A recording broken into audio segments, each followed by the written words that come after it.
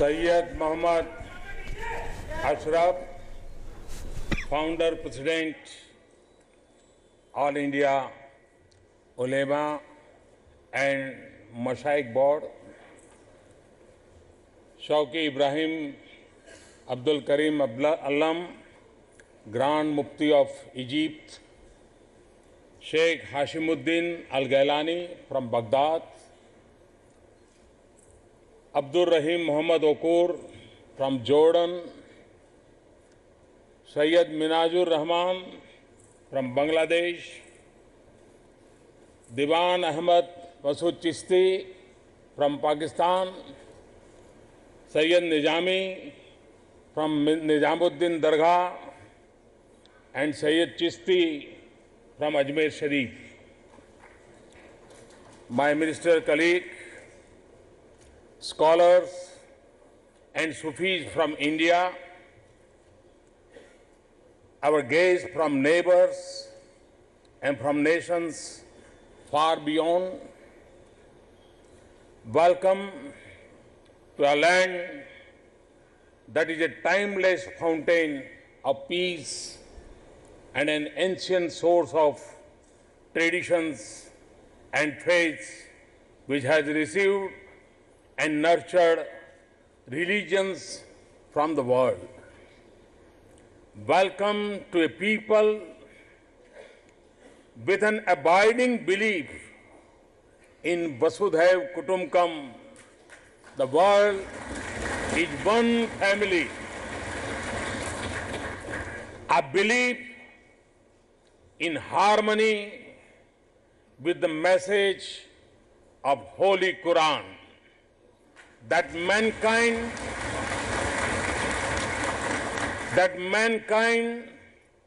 were one community, then they differed among themselves.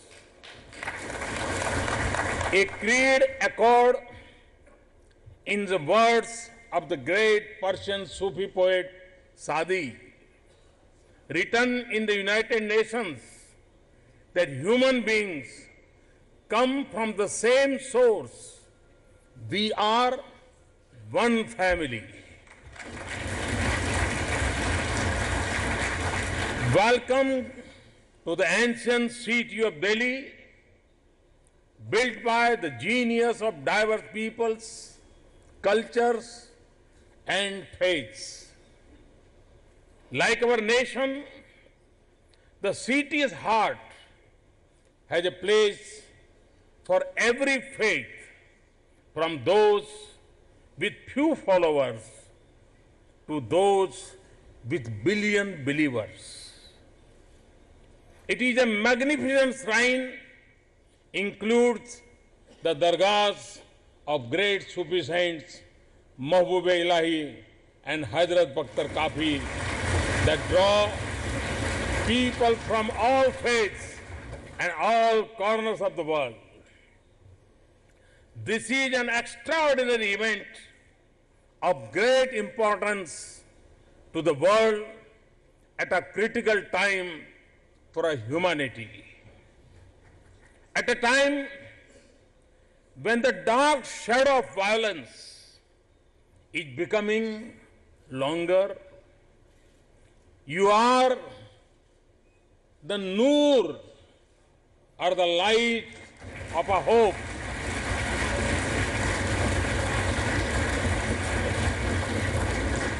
When young laughter is silenced by guns on the streets, you are the voice that heals. In a world that struggles to assemble for peace and justice, this is an assembly of those whose life itself is a message of peace, tolerance, and love. You have come from different lands and cultures, but you are united by a common faith. You speak different languages, but they blend together in a message of harmony. And you represent the rich diversity of the Islamic civilization that stands on the solid bedrock of a great religion. It is a civilization that reached great heights by the 15th century in science, medicine, literature, art, architecture, and commerce. It drew on the immense talents of its people and also Islam's engagement with diverse civilizations. Ancient Egypt, Mesopotamia and Africa, the Persian, Central Asian and Caucasian lands, the regions of East Asia, and with Buddhism and Indian philosophy and science. As it enriched itself, it also enriched the world. It set once again an enduring lesson of human history. It is through openness and inquiry, engagement and accommodation, and respect for diversity that humanity advances, nations progress, and the world prospers. And this is the message of Sufism, one of the greatest contributions of Islam to this world. From its origins in Egypt and West Asia, Sufism traveled to distant lands, holding aloft the banner of faith and the flag of human values. Learning from spiritual thoughts of other civilizations and attracting people with the life and message of its saints. In the different settings of Saharan Africa or in Southeast Asia, in Turkey or in Central Asia, in Iran or India, Sufism reflected the universal human desire to go beyond the practice and precepts of religion for a deeper unity with Almighty. And in that spiritual and mystical inquiry, Sufis experience the universal message of Almighty. That perfection in human life is reflected in the qualities that are dear to God. That all are creation of God, and that if we love God, we must also love all His creations.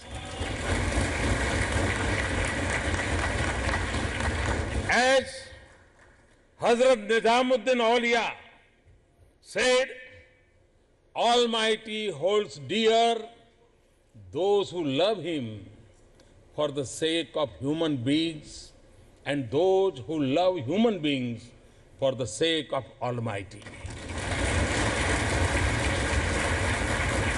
This is the message of oneness of humanity of all of Almighty's creations.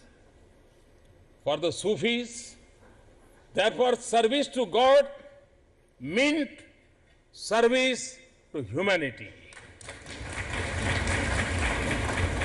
In the words of Khwaja Moinuddin Chishti, of all the worships, the worship that pleases the Almighty God the most is the grant of relief to the humble and the oppressed. In a beautiful imagery of human values, he said, human beings must have the affection of the sun, the generosity of the river, and the hospitality of the earth, because they benefit us all without discrimination and distinction among the people. And its humanism also upheld the place and status of women in society. Above all, Sufism is a celebration of diversity and pluralism expressed in the words of Hazrat Nijamuddin Aulia, that every people has its own path of truth, beliefs and focus of reverence. These words reflect the divine message to the Holy Prophet that there is no compulsion in religion, and also that to every people we have appointed ways of worship which they observe.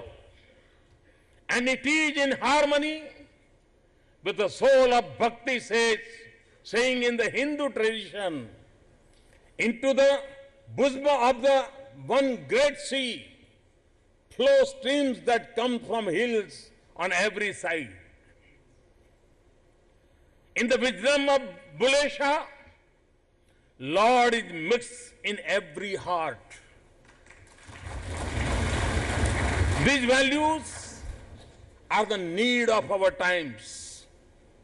This is the reality of nature. We learn this wisdom in the perfect balance and harmony that exists in the vast diversity of a forest. Its message is beyond the confines of schools and sects.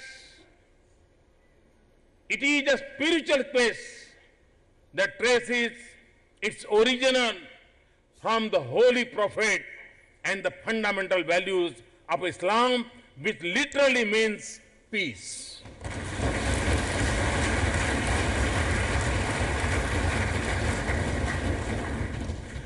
And it reminds us that when we think of the 99 names of Allah,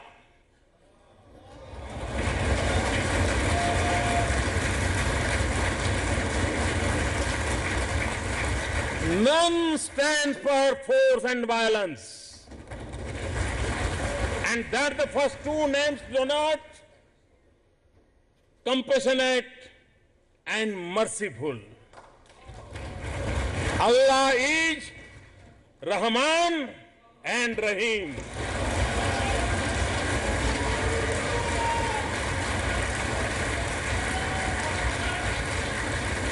Sufism is the voice of peace, coexistence, compassion, and equality, a call to universal brotherhood.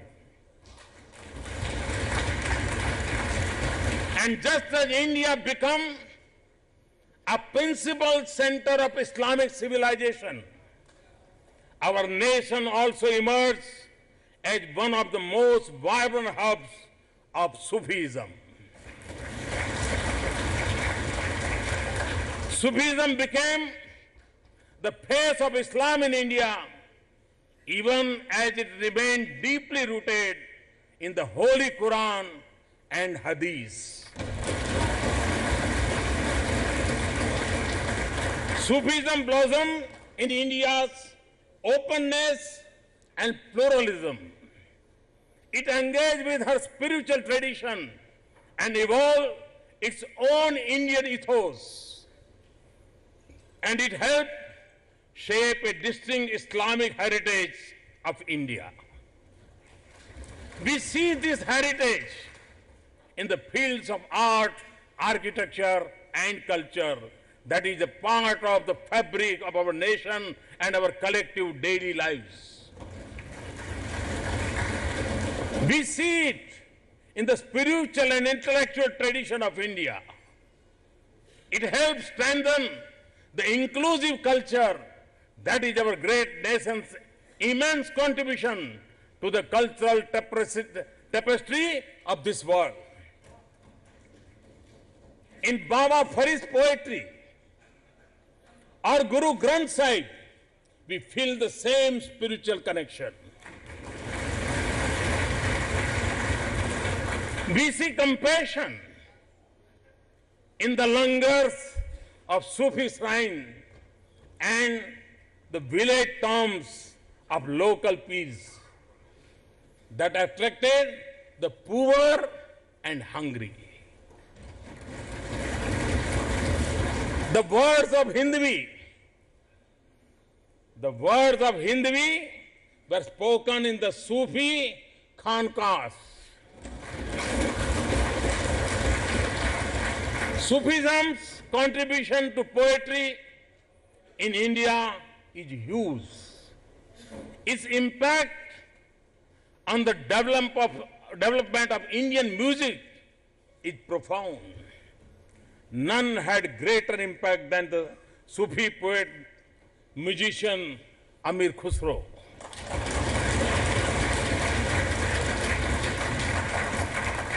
8 centuries later, his poetry and musical innovation continue to be a part of the soul of Hindustani music. No one had spoken of Indian music with such passion as he had. Who else could have expressed love for India so beautifully as he did? But India, from head to toe, is a picture of heaven.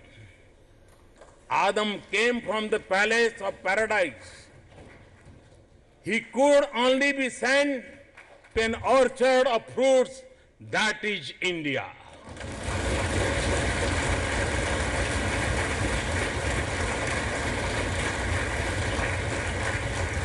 If India is not paradise, how could it be made the abode of the peacock, the birds of paradise?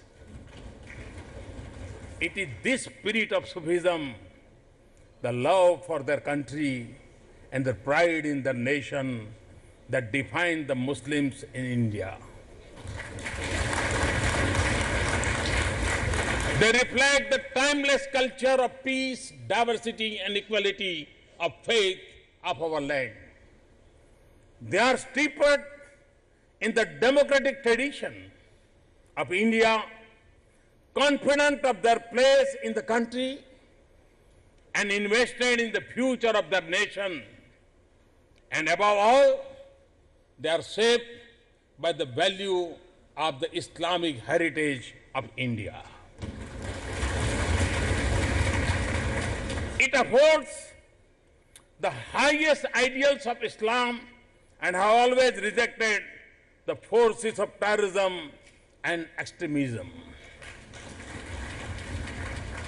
Now as they travel to different parts of the world, they are the ambassadors of the values and traditions of our nation. As a nation, we stood against colonialism and in our struggle for freedom. At the dawn of independence, some choose to go away. And I believe that it also had to do with the colonial politics of that time. The tallest of our leaders such as Maulana Azad and important spiritual leaders such as Maulana Hussain Madni and millions of ordinary citizens rejected the idea of division on the basis of religion.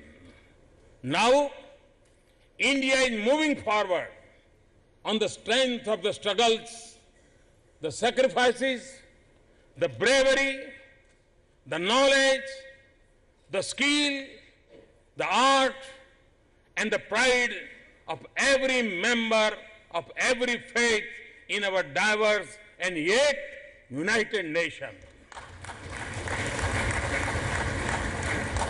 Like the strings of sitar, that each produces a note, but come together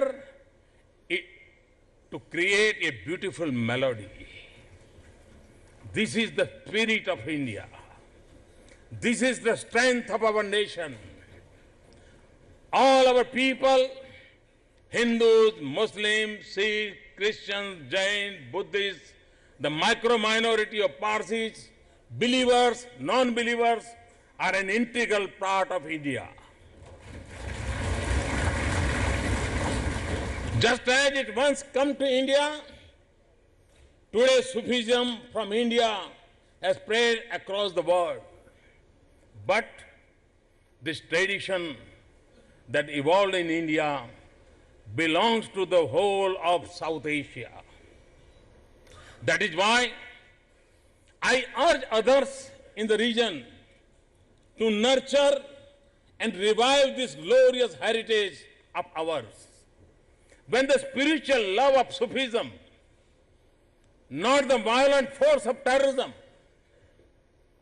flows across the border, this region will be the paradise on earth that Amir Khusro spoke about. Let me paraphrase what I have said before. Terrorism divides and destroys us. Indeed, when terrorism and extremism have become the most destructive force of our times, the message of Sufism has global relevance. In the centers of conflict in West Asia, to calm cities in distant countries, in the remote villages of Africa, to the towns in our own region, terrorism is a daily threat. Each day brings us terrible news and horrifying images of such schools turned into graveyards of innocence, of prayer gatherings turned into the funeral processions, of call to prayer or adhan drowned by the sound of explosions, of blood on the beaches, massacres in malls and smoldering cars on streets, of thriving cities ruined and priceless heritage destroyed, and of parents bearing coffins, entire communities dislocated, millions displaced, and refugees caught between fire and stormy seas. In this digital century of new promise and opportunities, the reach of terror is growing and its toll is rising every year. Since the beginning of this century, tens of thousands of families have lost their loved ones in thousands of terrorist incidents globally. Last year alone, I'm talking about 2015. Last year alone, over 90 countries experienced terrorist attacks. Parents in 100 countries live with the daily pain of their children lost to the battlefield of Syria. And in a globally mobile world, one incident can claim citizens of many nations. Every year, we spend over $100 billion on securing the world from terrorism. Money that should have been spent on building the lives of the poor. The impact cannot be fully captured in statistics alone. It is changing the way we live. There are forces and groups that are instruments of state policy and design. There are others recruited to the cause in misguided belief. There are some who are trained in organized camps. There are those who find their inspiration in the borderless world of cyberspace. Terrorism uses diverse motivations and causes, none of which can be justified. Terrorists distort a religion whose cause they profess to support. They kill and destroy more in their own land and among their own people than they do elsewhere. And they are putting entire regions to peril and making the world more insecure and violent. The fight against terrorism is not a confrontation against any religion. It cannot be. It is a struggle between the values of humanism and the forces of inhumanity. It is not a conflict to be fought only through military, intelligence, or diplomatic means. It is also a battle that must be won through the strength of our values and the real message of religions. As I have said before, we must reject a link between terrorism and religion. Those who spread terror in the name of religion are anti-religious. And we must advance the message of Sufism that stands for the principles of Islam and the highest human values. This is a task that states, societies, sages, scholars, and families must pursue. However, to me, the message of Sufism is not just confined to combating terrorism. The values of harmony, welfare, compassion, and love for human beings are the foundation of a just society. That is the principle behind my creed of Sabka Saath, Sabka Vikas. And these values are important to preserve and nurture diversity in our societies. Diversity is a basic reality of nature and source of richness of a society, and it should not be a cause of discord. We need not just constitutional provisions or legal safeguards, but also social values, an inclusive and peaceful society in which everyone belongs, secure about his rights, and confident of her future. This is also a time of great flux and transition in the world. The middle of the last century was an important turning point in history. A new world order emerged. Many new nations were born. At the beginning of the new century, we are at another point of transformation on a scale rarely seen in human history. In many parts of the world, there is uncertainty about the future and how to deal with it as nations and societies. These are precisely the times that the world is most vulnerable to violence and conflicts.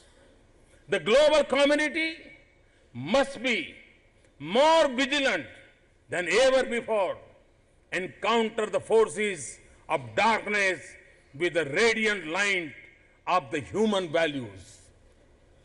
So, let us remember the teaching of Holy Quran that if anyone slew one innocent person, it would be as if they slew a whole people. If anyone saved one life, it would be as if saved a whole people. Let us be inspired by the message of Hazrat Mohdin Chishti. With your spiritual light, dissolve the clouds of discord and war and spread goodwill, peace and harmony among the people. Let us remember the infinite humanism in Sufi poet Jalaluddin Rumi's words contain all human faces on your own without any judgment of them. Let us also leave the sermon of Bible that calls us to do good, seek peace and pursue it. And one day in Kabir's observation that a river and its waves are one. And Guru Nanak Dev Ji, prayer that Lord may everyone in the world prosper and be in peace. Let us be inspired by Swami Vivekananda's appeal against divisions and for people of all religions to hold the banner of harmony, not of dispute.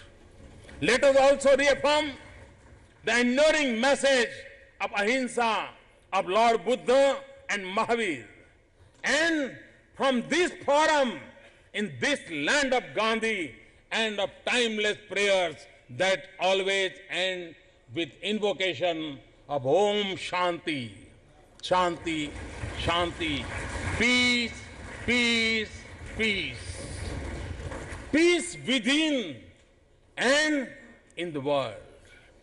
Let us therefore send a message to the world, a melody of harmony and humanity, the embrace of diversity, the spirit of oneness, of service with compassion and generosity, a resolve against terrorism, a rejection of extremism, and a determination to advance peace.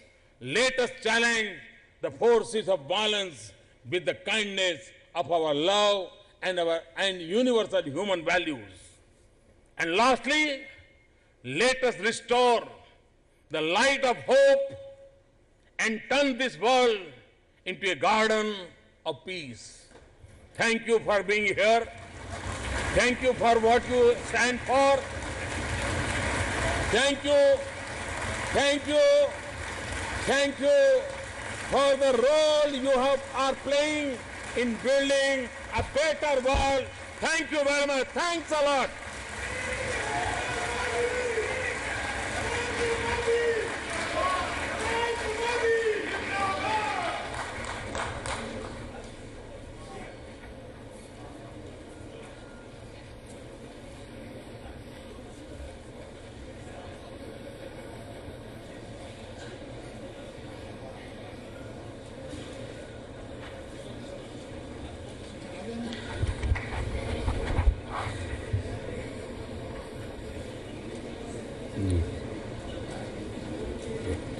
मेदी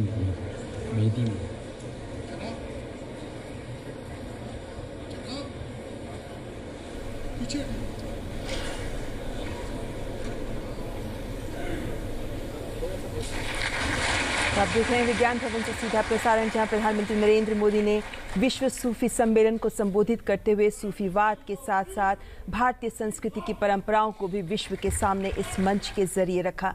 प्रधानमंत्री ने स्पष्ट तौर पर कहा कि इस्लाम के पैगंबर जो सूफीवाद के जरिए सामने आए, उन्होंने पूरे विश्व को शांति, भाईचारे और ईश्वर प्रेम का संदेश दिया और उनके लिए ईश्वर प्रेम का मतलब ही मानव सेवा था। उन्होंने बताया कि किस तरीके से भारत की विविधता में एकता एक शक्ति रही है और यही कारण है कि भारत वो धरती रही है जहां सूफी संत भी फले फूले और सूफीवाद के सिद्धांतों को भी यहां पनपने के लिए जगह मिली। प्रधानमंत्री ने स्पष्ट तौर पर यह बात सामने रखी कि आज हिंसा और कट्टरवाद के जमाने में सूफीवाद एक अहम सोच और सिद्धांत हो सकते हैं जो पूरे विश्व को राह दिखा सकते हैं। प्रधानमंत्री ने इस मंच पर जहां जलालुद्दीन रूमी जो जाने माने सूफी संत रहे हैं उनकी बात कही, तो साथ ही साथ कबीर और गुरु नानक देव की बानी की भी बात कही और बताया कि किस तरीके से सभी धर्म मानवता की बात करते हैं, सभी धर्म अहिंसा की बात करते हैं और सभी धर्म प्रेम की बात करते हैं। और यही सिद्धांत है जो आज के युग में जब पूरे विश्व में अलग अलग जगहों पर अशांति और अस्थिरता फैली हुई है तो ये पूरे विश्व को राह दिखा सकते हैं।